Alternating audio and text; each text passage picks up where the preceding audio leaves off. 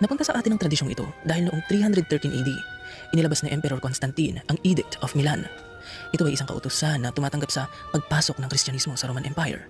At makalipas ang 10 taon matapos ipasa ang kautusan ito, ang Kristyanismo na ang itinalaga bilang opisyal na relihiyon ng imperyo. Matapos ito, mabilis na kumalat ang Kristyanismo sa Europa. At dahil ito na ang relihiyong aprobado ng pamahalaan, unti-unting pinagbawal ng simbahan ang mga paganong gawain at tradisyon na nakasanayan na ng mga tao. Isa na rito yung mga winter festivals na pinag-usapan natin kanina, yung Saturnalia sa Rome at Yule Festival sa Northern Europe na ginaganap tuwing December 21 hanggang December 25. Ngayon mga ka-LE, nahirapan ng mga Europeans na mag-adjust sa Christian faith. Hindi nila gustong bitawan ang mga tradisyon na nakasanayan na nila. Dahil dito, hindi nagtagumpay ang simbahan na ipagbawal ang paganong tradisyon ng Pasko. Dahil ayaw ng mga taong isuko ang kanilang Pasko, hindi na ito ipinagbawal ng simbahan.